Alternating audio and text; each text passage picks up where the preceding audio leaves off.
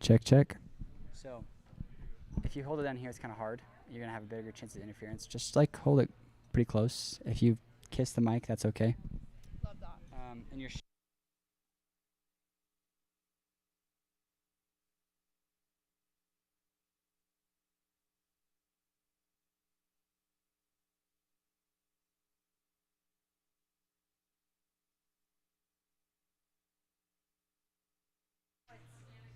Awesome. Are you ready? Are you excited? Sure. Yeah. I'm ready. Sure.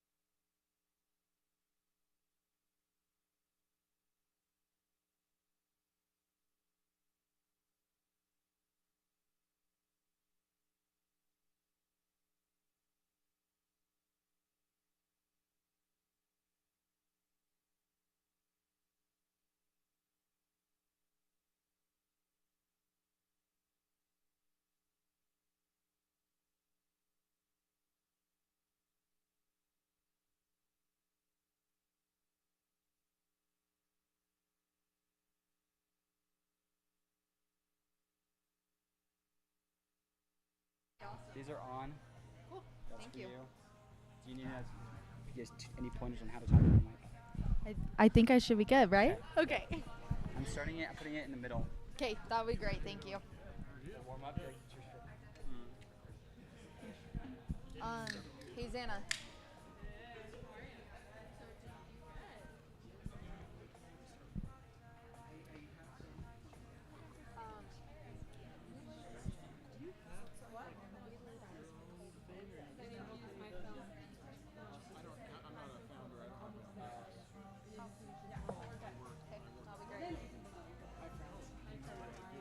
Hey Corbin, how are you doing? Hi, Corbin. She's going to come to our workshop. That's so Super fun. No Colby yet?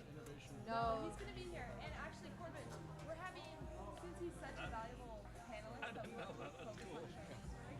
actually having Brinley moderate, and I already Always looking for and then so we can hear more of his story. new flavors on the main line. Awesome. We have energy, Anything you need from me? He did pageants. protein. That's why we trust her. Fun fact. She's leaving us. I know. I know. The worst. If we cut her down, She might stay. she might stay. You're right. Well, I know, guys. good luck out there. Thank you. It'll be good. It'll be fun. I'm excited. Yeah. Where are you headed? Somewhere good? Yeah, I'm actually going to work for a kind of newer company in Midway. So I'm super stoked. Do you live in Midway? That's where I grew up. Yeah. Do you know, like, I guess that he's come in for a couple of the entrepreneurship lecture Bryce, series. how are you? And I can't remember his last name. They started the Dainty Pear in Midway. Anyways, he's kind of a serial entrepreneur guy, and now they're kind of carrying out his wife's dream and trying to start their own Magnolia kind of situation. It's gonna be really cool. I don't know if you have to turn out. I know, I'm sad. I told Spencer, I said, if you'll still have me, I still want to come in and attend some of the events and things like But that. you also need to chase your life. Yeah, I appreciate it. That's what we're here for. This is everybody's launch pad. Oh, you're What's awesome. up? Thank you. Who let you in? Cute. That was good. Super cute. I like your sweater. Electrolytes. It has 50 milligrams of caffeine, so super low sting. But yeah, just a really good electrolyte mix with some great flavors. I don't know why I never knew that. I mean, most people think we're just energy and pre-workouts. And, we got a ton of products that aren't either of those kind of things. Hey, how are you? So we're here to you today. I'm the moderator today. Isn't that fun? Yep. I know, kind of crazy. We'll see how it goes. I'm doing it. My first time moderating. Yeah, No pressure. I know. I'm like, we'll see. I'm gonna like give you crazy. I'm gonna do something. You should. Oh, don't even stress. It'll be good. It'll be fun. I don't know. We'll see how it goes. How's Linderball?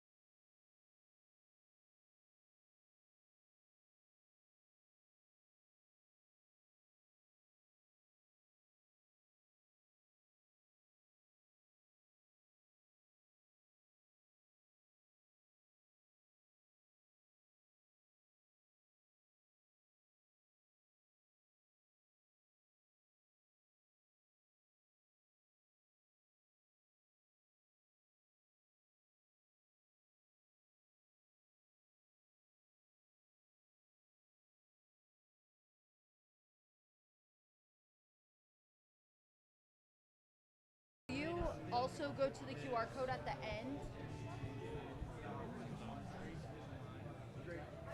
I'm like right next to the speaker. Oh, I'm so sorry. At the end, I might just reference this again, just so that at the very end, people who trickled in can get it as well. Just so you know. Sorry. Ryan, Colby. Colby, nice to meet you. Hey, how are you doing? Yes, Colby. Okay, awesome. This is gonna be fun, guys. I'm excited. Thank you all for coming and taking the time to do this. It'll be so good, so awesome. I think I heard. I don't know if it was you, but a couple years ago there was a run down event. Is that you? Yes. Okay. That's awesome. Okay. Yes. Before I had anything to do with iHub, I came to that event. I did. It was so awesome. You guys killed it. I hope you know. I thought your wife was so awesome. She's so cool. Yeah. Oh, she's awesome.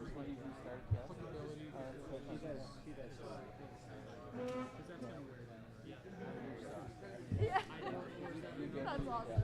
That's so cool. Awesome. Are you guys ready to get going? Okay. Hi, guys.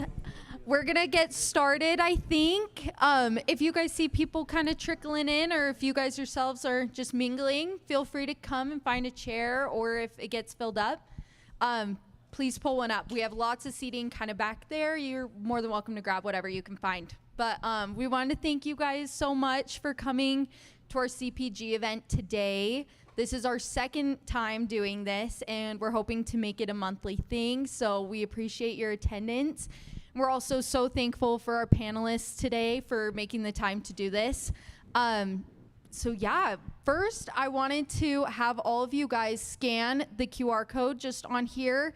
This is just so we can know who all's kind of attending, know who's interested in being part of our CPG community here at iHub. Take a second to scan that.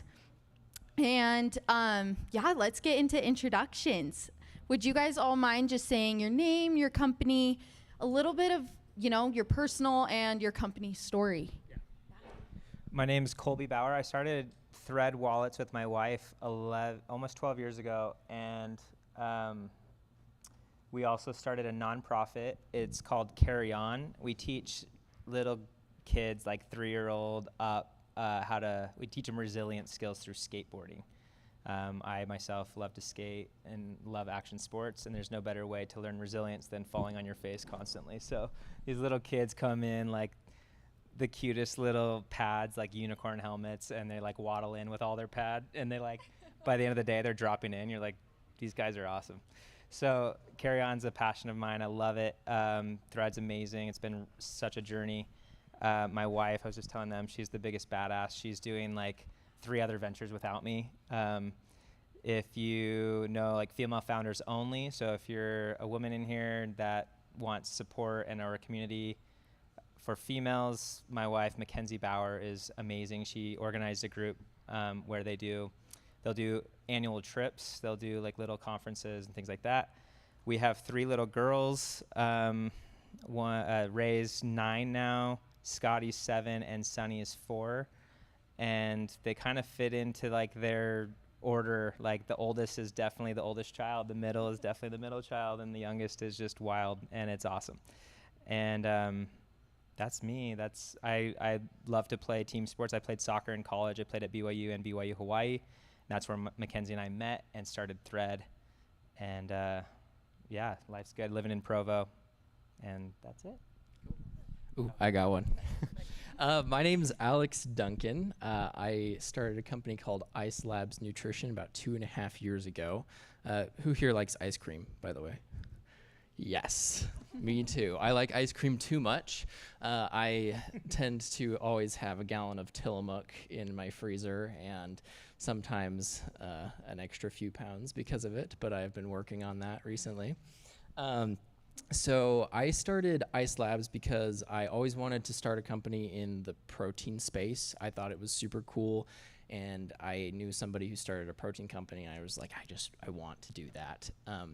But I noticed that everybody just starts a protein powder and throws a different brand on it and kind of sells the same thing. So I I was trying to figure out what would be something that would work, what would be something new, and I thought of protein ice cream, and this was like 4 or 5 years ago at this point, and I wish I would have started it then. So that's one thing, but I decided to start it 2.5 years ago, and it's been awesome.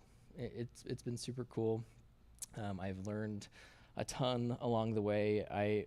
For most of the time, I had a part-time job on the side. I just got to a point about 2 months ago where I was able to leave my part-time job and go full on into my own business, and it's really cool. So hopefully I'll be able to share some nuggets from the mistakes that I have made along the way, and there have been many.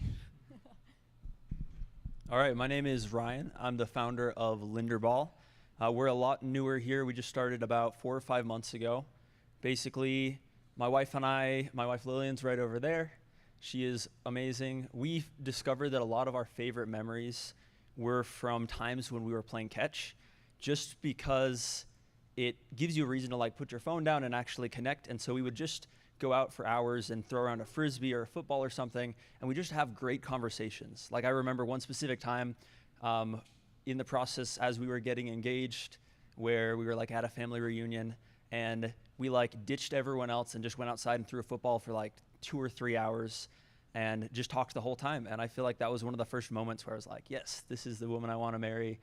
And I also remember as part of that experience that every couple of throws, she has long, beautiful nails all the time, and it would hit her nail or something, and she'd, that hurts so much.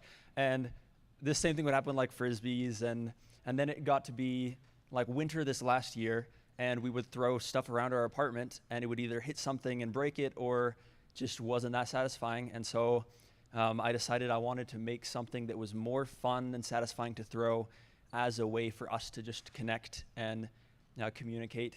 And so I started prototyping and designed Linderball, which is these silly green balls that you, I'm sure, have seen all around iHub if you've been around here recently.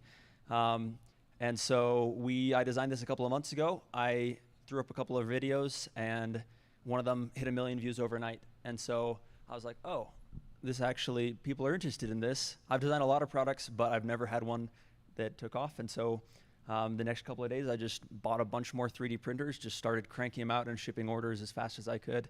And so we've been doing that for the last couple of months. We have been so lucky that just recently, both me and Lillian have been able to be doing this full time over the summer, which has been awesome to be able to just dive into that world of entrepreneurship and to kind of get to make our own schedule. And so we're still very new to the space, but we've been able to learn a lot in the last couple of months. And yeah, we're just excited to be here. That's awesome. Thank you guys so much. We are so excited to have these guys coming in to talk about all things bootstrapping. Bootstrapping is really, really hard, as I'm sure most of you guys know.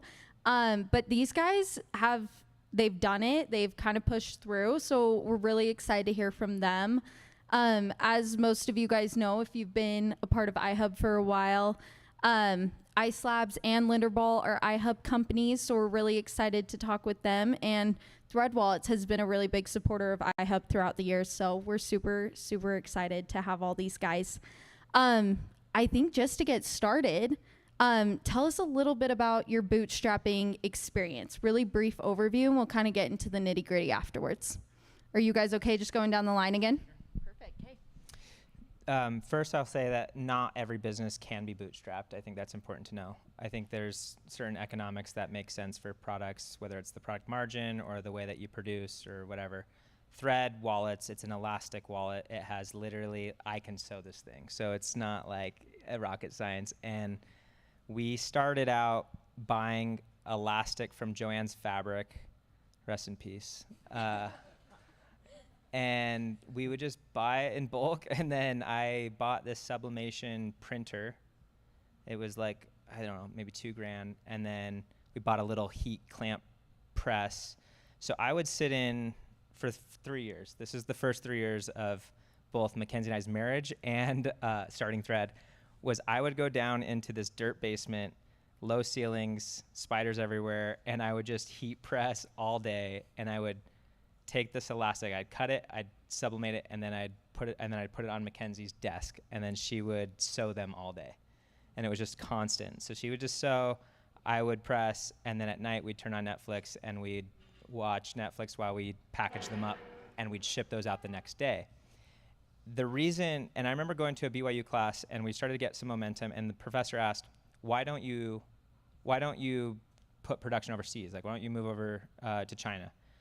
And I remember having a hard time actually answering that question at the moment, but then I realized later that the flexibility for us to, number one, it was all on demand, meaning if we got an order for something, we'd make it that day and ship it out the next day.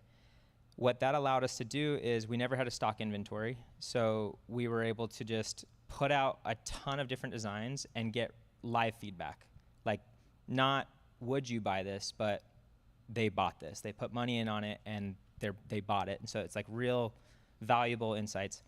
And then, so we could just test the market. We could understand who our customer was, because we could, probably in year 2, we'd maybe done hundreds of designs, you know. Whereas if I was to move that overseas, the minimum order quantity would be 500 wallets or a couple hundred wallets for one style. We couldn't afford that. We would never be able to, we maybe produce 12 styles per collection or something. And so the data, that live feedback was really important for us. The cash flow was even more important, so we could just pocket exactly what we got and never have to fund inventory. That's not always possible for all brands, but if you can, that's, you know, there's more to it than just scalability that I was looking at prior.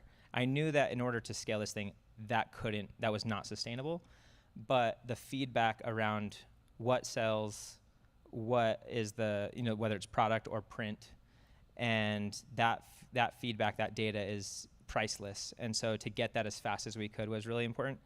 And then we were able to dial it in, and that helped us dial in our marketing too, because we knew what prints worked, and then how to shoot them, how to, you know, photo shoots and things like that. So all that to say, we lucked out because it was a product that's cheap.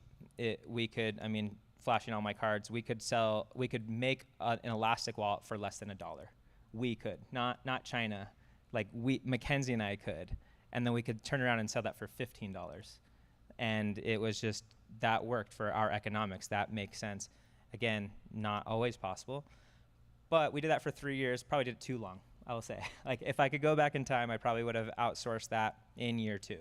Like, get the data within year 1 and then move to scalability. The other part of this was unlocking ads. Today, it's different, obviously. The golden age of ads is over. Meta, for us, Instagram influencer marketing was like, we hit the biggest wave, I think. I'd say now, what is the wave? I don't know. If you guys know, let me know. TikTok affiliates, TikTok shop is where we're putting a lot of our money. Anyway, but long story short, for 3 years we did this, and I probably will have cancer because of the fumes I inhaled from all of those years. I also, it hurt my mental health. Like I was paralyzed literally because my stomach hurt so bad at the end of the night, of just like, oh man, not only do I have to make all these wallets, I then have to go list them on the site. I gotta shoot, take photos. There's a million things that like I couldn't do. So there's a balance here, obviously, but I would say do not forsake some of the data, some of the face-to-face feedback, the stuff that's not scalable. Don't skip that stage.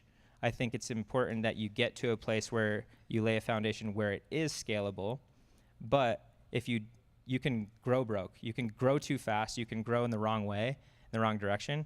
And so those early years for us, the bootstrapping years of just like get your hands dirty and do it, was critical for the direction that we were taking the brand and the product, etc. We've never raised money, and that again is not always possible. At the early years, I took the antithesis of raising money, and I would actually, this was the prideful side of me, of like anytime someone raised money and they like beat their chest, like, oh, we raised millions of dollars, I'd be like, you just put on handcuffs and you don't know it. Not to say that's always true. That's just how I looked at it back then. I know that there is a value in raising money. I know that now. But I will say, if I could give any advice, and I'm no one to really give advice, I'm still learning, but if you don't have to take money, don't take the money. Like, just be a little bit more patient. Like, take the time to build it right and own your destiny. You won't regret it in 2 years. You'll be thanking yourself 2 years down the road. I just have seen too many of my friends come and go because they sold too much of their equity and they lost majority share. And next thing you know, it's in the hands of private equity, and the brand goes and finds itself in a graveyard full of other brands that did the same thing. So I would just be cautious on raising money. I would be cautious on thinking that raising money is your success. I think that is something to be proud of and grateful for, but it's not the success, in my opinion. So bootstrapping, I'm all for if you can do it, but it's not always possible. Thanks. Okay, so for me, it was a little bit more about the question of why am I starting a business in the first place? And the answer for that in my life right now is I want to learn everything that I possibly can. So what that kind of started with was, okay, step one, I need to learn how to choose a product.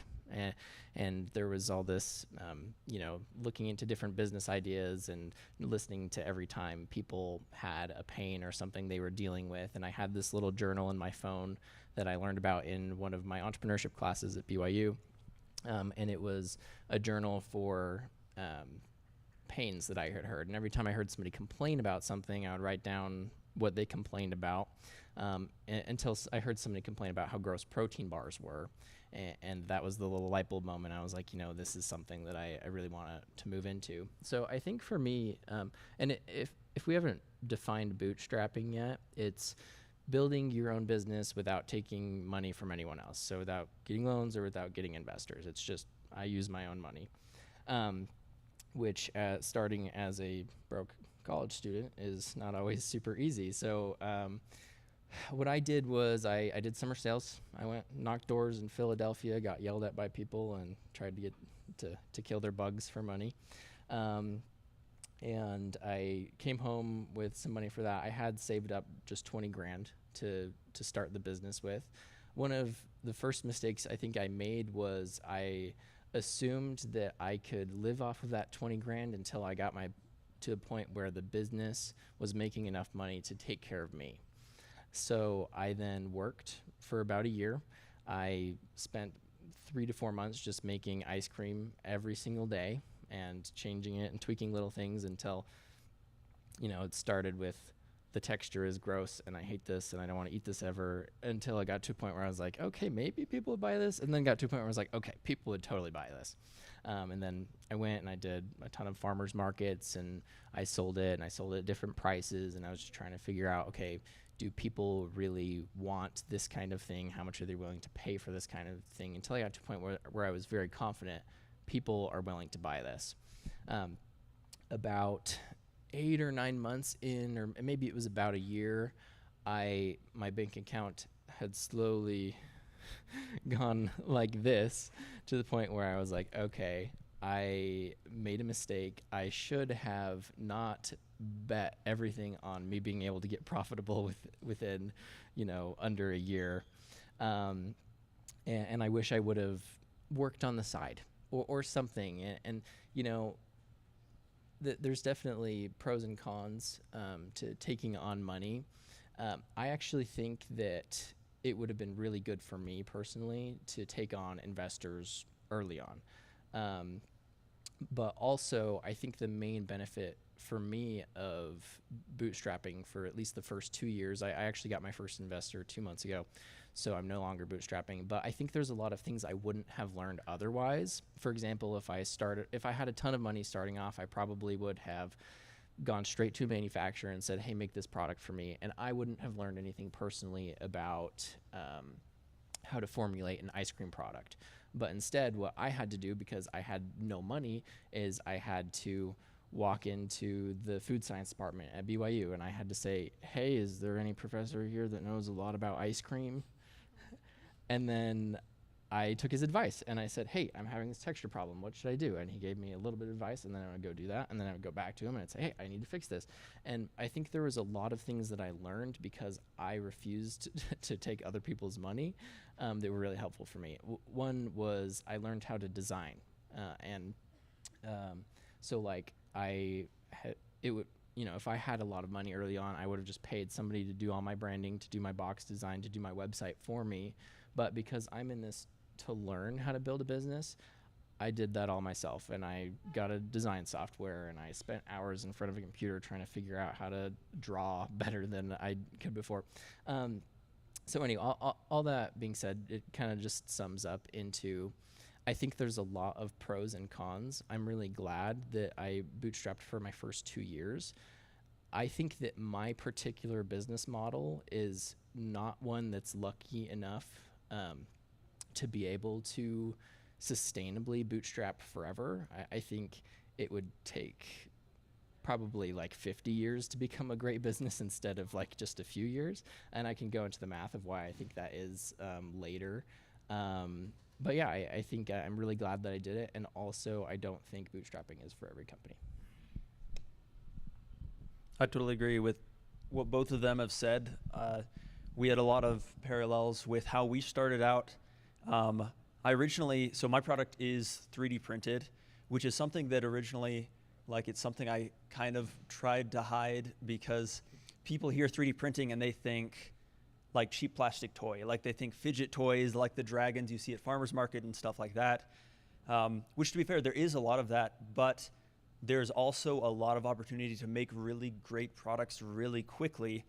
Basically, I was able to go from having an idea to shipping orders within a week because of 3D printing, and I was able to make a product that people love. I'm still 3D printing. Over on the wall over there, we have 6 3D printers. That's our little print farm right now where we do all our manufacturing. And so it was similar to what you were saying about how you started off. Like, originally, it was me setting an alarm for every 2 hours to get up to switch the printers.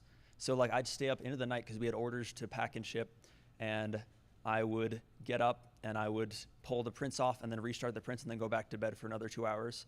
We don't have kids yet, but I would imagine it's something like that, where there's some degree of like, those are our kids right now. They make a mess sometimes, but we have to love them. So really for us, it was about kind of that cycle of I can always, I could buy a couple more spools of filament, I could print more, and then I could ship those, and that would make us enough that I could make a bigger order. And just kind of stepping from that, because really it's not as expensive or hard to get into 3D printing now as a lot of people assume. Like, people assume it's still a big investment where there's all kinds of crazy stuff you have to learn. But realistically, if you have $250, I could get you started with all the printer software, everything you need to design and start shipping your own products. Like, from there, that's enough to get started, and that'll quickly pay for another printer and another printer. So I kind of honestly, for me, it's been the opposite of what a lot of people have. I think a lot of people have an idea, then they need to figure out how to make it and ship it. And for me, I had designed dozens of things. I'd thrown a bunch of random stuff out there. One of the first products I ever designed was because my thread wallet broke. This was probably 10 years ago. I don't know when this was specifically, but my thread wallet broke in my junior year of high school or something like that. And so I had a 3D printer and I designed my own, and I made what I called the Skimpy wallet. You can't find it. It doesn't exist today. Please don't look it up. But I designed a wallet, and I shared it with some friends, and they liked it. And so I put it up on Amazon. And I didn't have any money. I didn't have any capital. I was like a junior in high school working at Domino's a couple hours a week. But that was just enough to have an idea, and then I could iterate through it with a 3D printer, and then I could ship that. And I've just done that so many times now that I actually had a product that I went through. I designed it just for me and my wife originally because it was something we wanted. And we thought, if we want it, then maybe other people do. So I just made a couple of videos, posted about it, and got some traction. And so all of a sudden I had orders to fulfill, and I hadn't even finished designing the product yet.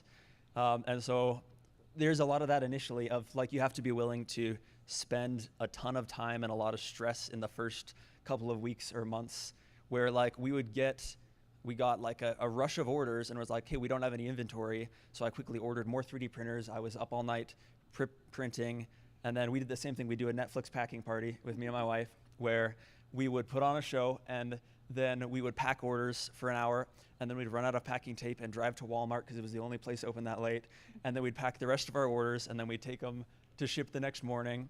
And like we did this for 2 weeks, but then we kind of got our feet under us and figured out, okay, if we switch to this packing method instead, we can save some time here. We can make a bigger order of this so we're not like running out of everything constantly. And so we really could just take the little steps of starting off with just like one 3D printer, one spool of filament, a package of boxes from Amazon, ship those, and then get a bigger order and just figure it out from there. So, yeah. Thank you, guys. That was awesome. I have a question for you, Alex, specifically. I know that you just barely decided to do a raise. Could you kind of walk us through that process of deciding, okay, it's time for me to stop bootstrapping and actually raise some money to help grow my business? Yeah, so I mentioned that I had saved up 20 grand. I worked for about a year without taking a job on the side, and then I ran out of money. So then after that, I spent about a year with a part-time job and trying to build this company at the same time. So it was like the first 4 to 5 hours of my day, every single day, was working for someone else. It was a great job. And at the same time, it made it really hard to have enough time to make things happen with Ice Labs. So that's one thing. The other thing is that in order to scale a CPG company, it really depends on your margins and how fast you're able to sell your product. So I had a few issues that I was running into, and I think frozen food is just, in general, kind of a weird space, you know. So, for example, there was about 2 months that I wanted to sell online, and I built out a website, and I started getting orders online, and then what I wish I would have found out earlier was that after insulation and dry ice, and you have to do overnight shipping or shipping as fast as possible, it costs about $30 to $40 in shipping to ship one box of ice cream bars. So I would have to charge people over $50 to make a profit on one box of ice cream bars. Now, if that's a good deal to you, you could take it, but it didn't seem very feasible. So I went straight to retail, and I said, okay, what do I need to do to figure out how to sell to retailers? And I walked into some grocery stores just right around here in Utah County, and I talked to the owners, and I said, hey, I have this product I made. I have a barcode on it. It has nutrition facts. Like, it's all set up. I've got insurance set up and all the legal things that I need to set up a commercial kitchen with the state. And they said, great, we can sell your product.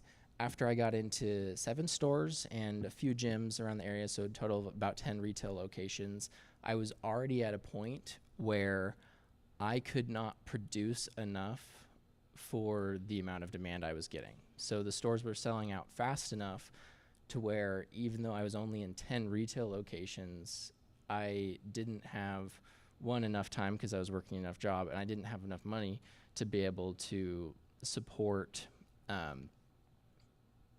getting more than those 10 locations.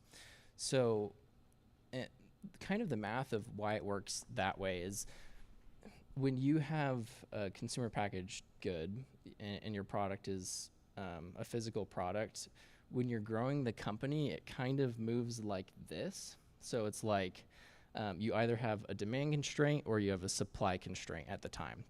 So as soon as I got into those 10 stores, then my company's not growing anymore because I'm not making enough money to be able to just jump it up to here. So I had to go take on money to fix some of those problems. So I raised $75,000, one, to give me enough time to go fix the supply constraint, and that's what I've been doing over the last 2 months. I just found a manufacturer who's going to start making it for us. So instead of my business growth being like this, because I can only make enough product for 10 stores, as soon as I fix that one constraint, boop, we're able to supply enough for this many stores. And then the next constraint will be demand, making sure that that each of those stores is selling out just as well as the 10 stores is. And then it's going to be fixing my supply constraint again. And okay, if I can supply 100 stores, what's it going to take to supply 500 stores? And then What's it going to take to get the demand to make sure all 500 of those stores are selling? And then it's going to be a new supply constraint. Okay, now I need to support 1,500 stores and then find another manufacturer on top of that. So it's kind of this cycle of as soon as you get to a point where you can't grow, you have to ask yourself why. For me, it was because I didn't have the resources. I didn't have the manufacturing power, and I didn't have the money to find the manufacturing power. So I had to go ask for money so that I could fix that supply constraint so that I can go from 10 stores to being in 100 stores. Thank you so much. A question for you guys, and just feel free to kind of pipe in where you guys feel like it's, if it applies to you. Have any of you guys ever had to turn down a growth opportunity because of money constraints? You know, you couldn't afford it. And do you regret that, or do you think it was worth it not having to go out and get extra funds to grow that?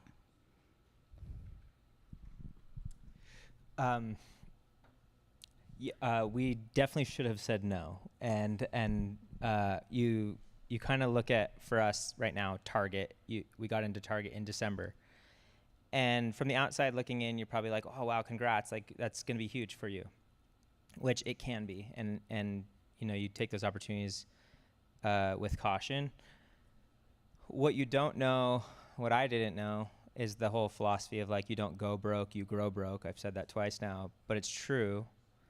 And when you're dealing with a national account like Target and you're bootstrapping, what ends up happening is you fund the production 6 months prior to you actually getting paid, or sometimes longer. So for us, our production timeline is roughly 75 days. So by the time they place the order, you're like, sweet, got a $2 million purchase order. That sounds really good. And then you're like, wait a second, do we even have the cash flow? Do we even have the money to fund and support production? And then wait till we don't get paid until 60 days after we've delivered the product. And so by that time you're basically a bank for 6 months. And this was the same problem that Phil Knight had with Nike. Was he had all the orders in the world and all the demand, but he needed money. He needed banks to come in with loans. And what that ended up doing, not just that one alone, but one thing that we sucked at last year and the year before is saying no. And I just had to come in and realize this past year, our theme this year is simplify to amplify. And if you look back at when Steve Jobs came in, his second coming to Apple, it was struggling, and he had to take 16 products and whittle it down to 4 main core products. And so he completely just said, no, we're not doing those. And the reason is, even though they're good, those are preventing us from being great. And there's a book called Good to Great. On the first page it says, the enemy to great is good. And you would think that it's not. Like, you'd think just common sense is like, yeah, great, just bad is the enemy to great. No, good is actually harder to say no to than bad. And good gets you sucked into too many things, and you get spread thin, and next thing you know, you run out of cash or whatever. And so that's what we've been dealing with, is cash flow issues for the last year. And that is something we should have said no to, or at least gone into with a little bit more preparation. And then there are times when you just have to say yes. And one of those was buying our building in Provo. I remember thinking, just for the context, it was a broken down building. It was literally falling apart, and it wasn't on the market, but New Skin came to us because they knew we were looking, and they go, we're willing to sell this $20,000 or 20,000 square foot building for $750,000. And I was like, are you sure? Like, you sure you got that number right? And like, both Ryan and I were like jaw dropping. We're like, oh yeah, that sounds good. Like, that's pretty good. Like, but it was like, oh my gosh, this is crazy. This is sweet. So we just said yes. And I remember telling Ryan, I was like, there's times when you just have to jump out the plane and assemble your parachute on the way down, and we're just going to have to figure it out. And that was one of them. And I'm glad that we did. It has been hard, and it still is hard because you're funding and you're paying the mortgage and all that. But that asset for Thread, and for me personally, because I bought it, like, it's personally on my and there's a lot of liability now that I have. But like, that's a huge asset for us now, and that we can sell. And we've dumped into the city. I feel like we're supporting our city, Provo. We built a wellness studio in the basement. We have our nonprofit skate park in the back. We're supporting kids. And I feel like that investment was worth it, even though it has stretched us thin. And so I think, I don't know the answer. I don't think it's so black and white, but the discipline that Steve Jobs said was, he said, I'm just as proud of the things I've said no to as the things I've said yes to. And I think that's a really important discipline to find, to figure out, and what you need to say yes and no to. I'm still trying to figure that out, but we've had to scrap 16 of our 31 products this year. So if that gives you an idea on where I'm at with simplifying to amplify, I cut half of our products, and it's been such a blessing. So hopefully that gives some context to the crowd and anyone that's helpful too. Yeah. I have a question for you, Ryan. First, as someone who has a membership to Clay in your basement, it was a great investment. I really love it. Highly recommend. But so great. Oh, stop. This is great. Ryan, you said that you and your wife were just recently able to do Linderball full time. How did you know that, you guys were ready to take that step and fully rely on Linderball for your income? Let's see. Well, it helps a lot that we did have a bit of cushion just from like previous savings, and over the summer we were like going on a study abroad and stuff too. We're both in school, so it was less a decision of like, oh, this is clearly like raking in cash and we're financially set for life, and more of a little bit of a leap of faith of like, this is a good growth opportunity here where this will force us to commit. Like, we have to lock in and do our best to figure this out. And honestly, it's also just a choice of bang for your buck, where any other job we're working, we are going to be creating more value than someone is going to pay us for. Like, that's just how it works, is you have to create more value than you get paid, or else they wouldn't hire you and pay you to do that. And so in my mind, the only way to actually capture 100% of the value to capture 100% of the value you are creating is to work for yourself. And so I know for those like less entrepreneurial minded, it seems kind of crazy to take that risk, where that means if you do well, you're doing great, but if you do poorly, then you don't still have like a paycheck coming in. So it is a little bit scary. It's a little bit of a leap of faith. But I figured if I'm going to be spending my life either way, either I'm going to be putting in these hours and having someone compensate for part of the value I'm creating, or I can put in whatever hours I want, create whatever value I want, and then see all of that result. Like, I take the latter every time. And so honestly, I feel like it did take more convincing for Lil to get into that. It was a little bit more scary to like let go of a steady paycheck. But I feel like it's been super rewarding, and it's something that you learn to understand the risk, not just to like accept the risk, not just to say like, yeah, whatever happens, happens, but more to take it as a calculated risk and say, like, this is worth it for me for the type of life I want to live. It's not just this is the best financial decision.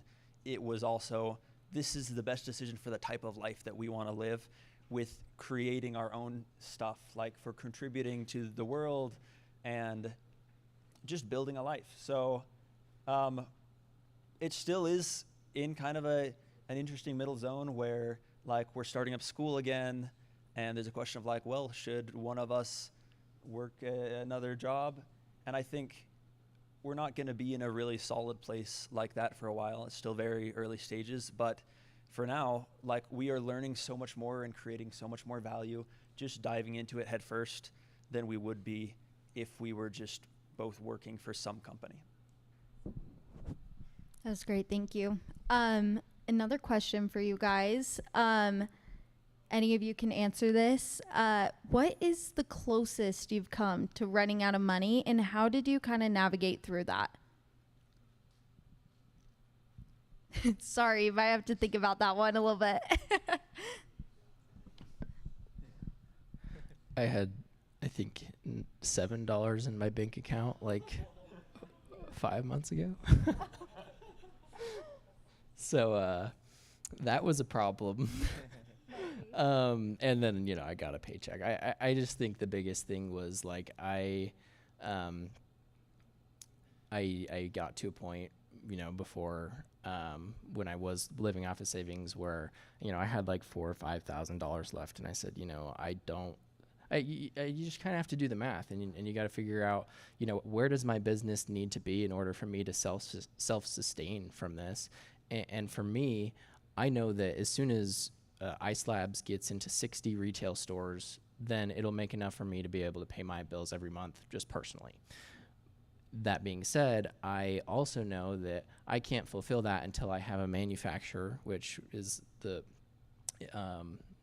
roadblock that we've been trying to solve for over a year now. We're finally solving it right now. We just did our first test run, went really well. But yeah, I think it's just a math thing, you know, be smart about it and figure out, okay, my business needs to be here in order for me to pay my bills. So is it reasonable? And if it's not reasonable, then you might need a job on the side, or you might need some other way of getting money. Awesome. Thank you. Colby, you've already kind of mentioned a couple of these, but what's one financial mistake that you feel like you guys kind of made early on that you would tell other founders to avoid?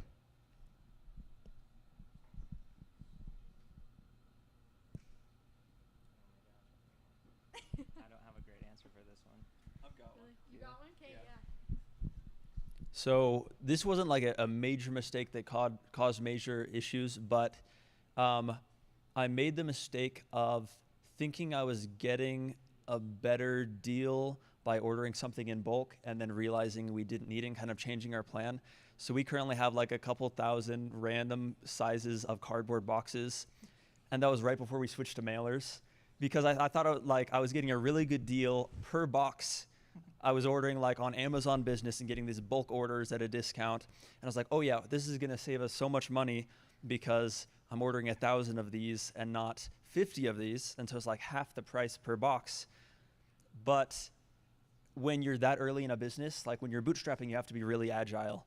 And so we just switched plans all of a sudden. So now we just have like sitting in the warehouse over there, a bunch of random boxes that we have no use for. If you need boxes for something, come talk to us, please. And so basically it was just thinking that we were getting a better deal by ordering in bulk instead of considering, well, realistically, like we should have done the math. How many of these would we have to use before it's actually worth it above just buying a smaller quantity? And I feel like that would have pointed out kind of the issue in my logic, that we would have had to have used most of those boxes before it was actually saving us money over just ordering a smaller amount. I thought of one. I've been talking to Morgan. Morgan's in iHub. You know, he's doing Stroop waffles, like protein Stroop waffles. And I told him, like, the first stage of your business, you're not trying to build a car. You're not trying to even build, like, you're just trying to get from point A to point B, and you just need to get down the street on a bike. Like, you just build the most simplest engine you can. And you have to be extremely methodical with where you're spending your money and what parts of the engine you're adding. And the reason I say that is, let's just say, for instance, he was to go and spend a bunch of money on TikTok influencers, and then he turned around and spent a bunch of money on Facebook ads, and then he had his email and SMS platform going, and then he's starting to see success, and he doesn't really know where. If it's not a good correlation, if you can't attribute where those dollars are coming from, you've negated the scientific method, meaning like you needed a control group to know if your hypothesis was right or wrong. And by going more methodical, which means you have to go slower, you learn. And then when you learn, you can go deeper faster. So it's like what's that saying? It's like slow is smooth and smooth is fast. That, like, it's like the irony of of actually just going slower will result in going faster long term. I think that's really important early on, where you're spending your money. So like back to the financial decisions, it's easy to chase, like, you know, you go and you're like, oh man, we're in this valley. It's the gold rush and I'm a gold miner and I'm just going to go like prospect the entire valley. And first off, that's impossible because you're a one-man band at that time, you know, or a handful of people, whatever. And it's like, you don't even have the energy or the bandwidth or the whatever resources that you need to even check all of those places. And if you go and you say, okay, all three, but you're going to go there, you're going to go, you're going to go there. Well, what if they strike gold and you don't know? And just using this analogy, but like you need to kind of almost like go slower, where you can go down a valley and you go, okay, I know for certain that this valley does not have gold. And that is really important to know. It's almost just as important as this valley has gold. So like the things that you know where not to go are just as important. And so you kind of go down one at a time and you use the scientific method and you just say, okay, does this valley have gold, or does this canyon have gold? Yes or no? Yes. Okay, TikTok, we're on. And now I can go dig. I found gold, now we can go dig. And we struck gold, and now we're just gonna dig up that gold. If it says no, okay, great. Now on to the next one, and then until you strike gold. And then it's like the whole narrative of like, once you find something that works, just do it, just double down, just do more of that thing. And that concept as an entrepreneur, especially me who has ADHD, I'm like, oh my gosh, there's gold over there, and there's gold over there, and there's gold over there. And that's what got us into the mess that we're currently in, where we just keep saying yes to opportunities, whether that's products or marketing tactics or collaborations or you name it. It's just like, all of a sudden, you don't even know what's driving the business. And then when you look at it, which I did in January, I go, 95% of our revenue is coming from 16 products. We have 31 products. So in practice, I cut 15 products. We still have 95% of our revenue. And that's like, you got to know where the gold is. You got to know what's driving your business and just focus and just stay in that lane. And that is the hardest thing. And I keep saying like the discipline, but that is what will sink your ship, you know, or it'll get you to from point A, point B. For Morgan, he'll know, okay, I did everything I could in TikTok, did not work, or so on and so forth. So hopefully that's helpful. One mistake that I would bring up is I wish I didn't put all my eggs in one basket. I mentioned that I've had a supply constraint that I've been trying to deal with for over a year. I had a point where there was an opportunity to get into a lot of stores, which was really exciting. And about 2 months after that, so it was like last, I think November, or maybe a little bit before that, or October or so, I found a manufacturer and they said, we will make your stuff in 2 months. And I said, this is awesome. They were like ordering a machine or something that was new so that they could go do it. And then 2 months went by and I reached out to them. I said, hey, you said in 2 months this would be a great time to get started. Can we get started? And they said, oh yeah, we could totally do that for you, but actually it'll be in another 2 months. And then 2 months later, I go to them again and I said, hey, it's time, let's get started. And this happened all the way up until 2 months ago. They told me it won't be until Thanksgiving. And I said, I need to launch my product bigger than what it's in right now before Thanksgiving. So I just told them, no, we're good. I'll find somebody else. And I've been back to the search. I found I had to change a few things, and that's another mistake that I could talk about. But I think I wish a year ago I would have said, instead of let me find one manufacturer, I wish I would have just kept going until I found 5 that all said, yes, we can make your product, and they all had good prices. And then I would have just picked the best one that could start sooner, and I would have been able to do a whole lot more a year ago instead of waiting and having somebody kind of lead me on with manufacturing. So yeah, I would just say, like, make sure that you're not putting all your eggs in one basket. It's huge. Awesome. Thank you guys so much for answering all of my questions. I know that you guys in the audience might have a couple of your own. We only have about 10 minutes left, but we would love to have these guys answer any pressing questions you guys have. Yeah.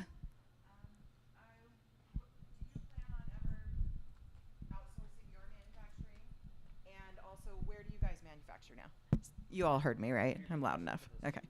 Oh, yes. Okay, and I forgot your name. Ryan, will you outsource that eventually? And then I know you're not doing the heat press in your basement anymore. Like, so where do you guys go now? Yes, eventually. That's something we're actually trying to figure out right now. It's been an interesting balance because initially I thought, well, 3D printing isn't a viable method of manufacturing. And then I kind of looked at the numbers and started to figure out and was like, okay, at a small scale, it actually makes a lot of sense. We can kind of make it as I go. We don't have the issue of like jumping in scale where we have to pay a lot of the money all of a sudden. I could just buy one more 3D printer for $200 and then we've scaled up a little.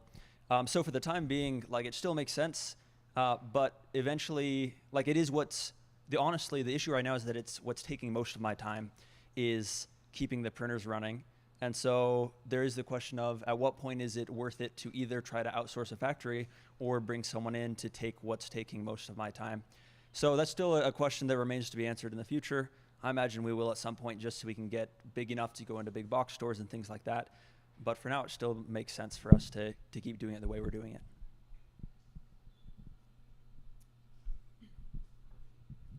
it. Someone gave me this advice early on. They said, if it's not your core competency, just get it off your plate as fast as you can. And I think there's a lot of truth in there. It's not always true, I'll say, but it most of the time is. Meaning like there's opportunity cost right now for him. If he could spend more time doing content creation, I just know he just hit 1 million views in one night. I imagine you could do a lot more than that. If you could get that off your plate, production, then he could focus on maybe his core competency. And I don't even know if that is yours, but you get the gist. Like if there is something that you care to be the best at, then be the best at that. If you don't care to be the best at, somebody else probably does. Like Lisa Evanson cares to be the best fulfillment center. She invests in the people and the processes and the software. Cool, you do my fulfillment then, because I don't care crap about that. Like that's not me, that's you. And that's why I'm gonna hire the specialist, whether in-house or outside, outsource it. And the reason I say it's not always true is because nothing's always true. Like not one piece of advice that we set up here is gonna always be true. There's like, your business is so different from mine and what you wanna build, what you wanna do. Like you just have to, like another mentor of mine, the last question I asked him just recently was like, what else would you tell me? He's like, I was like an 1.5 hour call. He said, just take everything I just told you with a grain of salt. I was like, well, that really helped me. You're like, and it's true though, like he's only one guy that has one experience. And I'm just like, just don't trust everything you say. If I said a bunch of crap up here and it's like some of it might be true for you. It's been true for me, but I think that's why I just leave room for like, just take everything you hear, even from the smartest humans, even from the most successful humans. Just don't ever think it's just always gonna work for you. Is that always true? Awesome. Let's do one more crowd question. Yeah, could you bring the mic over here? So you talk a little bit about the like influencers and how do you contact them? How do you get their like attention and being willing to offer your services or your products? TikTok's backend is set up for that. You can automate it all. It's nice. Do you have it? Sorry. So yeah, we've been stepping into this space recently, and honestly, if you're doing what you're doing right, a lot of the right people will start to look for you because they know that you are in their niche. So we have already had plenty of people reaching out to us about that are like baseball people or trick shot people, stuff like that. Like some will just straight out reach out to us and it'll scale as you scale. So initially it would be someone with maybe 10,000 followers that does trick shot videos. And now we're getting into bigger and bigger things. So part of that is just kind of organic. As long as you are doing some yourself, like if you are posting consistently, making decent content, then that'll start to show up in the feeds of people who it's relevant to. And a lot of those people will be the influencers in that niche. And then there's also a degree of just DM them. Like they expect that kind of thing. They work with people like that. And so we've had a combination of both of those where there's some people we've reached out to and some people will just reach out to us.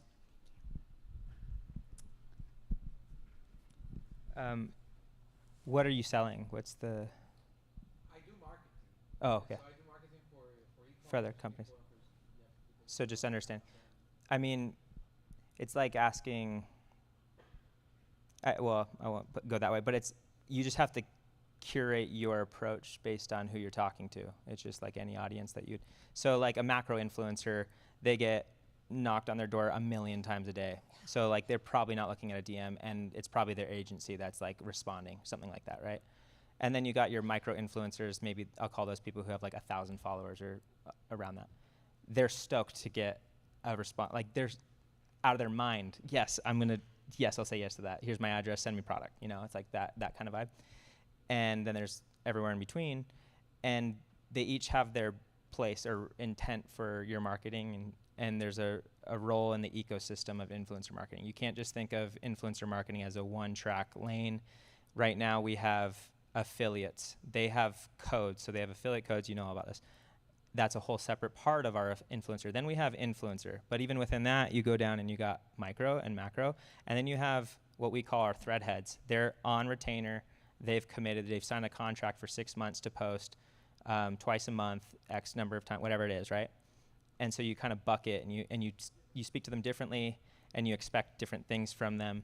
For macro influencers, just don't count on sales, I will say. You're counting on brand exposure, which, you know, if you get exposure, that should increase engagement, whether that's likes, comments, follows, or site visits, and then you can retarget them. And so it's more like those people get people in the funnel for you, so then you can turn that to money. Versus a micro influencer who has 1,000 followers, people listen to that girl or that guy. Like they will probably buy it, and you can maybe expect sales, but you can't just do that once. You got to do that 1,000 times. So that's where the quantity game is the play. So just like anything, like everything's usually in an ecosystem. Nothing's ever just like a one-track play. So even when I say go down the canyon, is there gold? You go down that canyon, but in that canyon, there's a million little like places you can go and test. And so you almost like, you silo in, you go like, pull out the sniper rifle and you go, okay, I'm going to focus here. But then you pull out the shotgun and you go, okay, within this, I'm going to go and I'm going to go wide and see what works. So it's almost like constant like that. So if you're doing that with your clients, and every product's different, you know, different price points require different things. If it's a digital product, you can't really ship that in the mail. So what do? Maybe it's an experience. Maybe you send them on a yoga trip. Maybe you create a unique physical product that nobody else can get. And it's just like a certain thing. And I would say, if you're going to do that, make it a billboard. Make it something wearable. Making it like easy to photograph. Something that's very organic for them to take out their phone and go, boom, I can post that. And if you give them a script, if you give them ideas and videos of things that had worked, even better. So it's not, I would say, like, I mean, this is 11 years of influencer marketing. I don't know all the answers still because it's constantly changing. Like, we're just really figuring out TikTok, and we're still, like, it's a whole different beast. And people have their BS radars on high alert. The moment you think somebody's selling you something, you've already scrolled past it. So it's like, it's the hardest game ever, but some advice there. And the answer is, there is really no answer. The answer is, it's a process to figure out the answer. Okay, could we get a round of applause for our panelists today? Awesome. Thank you guys so much for taking the time to be here today. We're so grateful for it. And if you haven't already, please make sure that you scan the QR code over here. This will let you guys know about any future events, CPG events that we're having, and kind of get you into our CPG ecosystem. So it's really worth it. I believe that these guys, at least a couple of them, will probably be here for another 10-ish minutes or maybe a little bit longer if you're really engaging and really awesome. So feel free to kind of get to know everyone here and come up and ask any additional questions that you guys have. But thank you all so much for being here. Everyone get home safe tonight. And yeah, have a great rest of your afternoon. What? I'm glad you're liking play. I love it. Are you doing Pilates or what are you doing? I do the Pilates there. It's so fun. So do you guys have affiliation? Oh, yeah. Everyone grabs you. That'd be great.